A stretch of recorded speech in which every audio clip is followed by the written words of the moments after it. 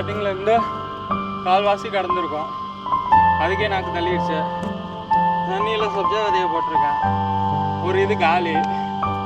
அதில் என்ன போட்டிருந்தேன், பிஸ்கட் போட்டிருக்கேன் காலி. இன்னொரு 27 கிலோமீட்டர் இருக்கு.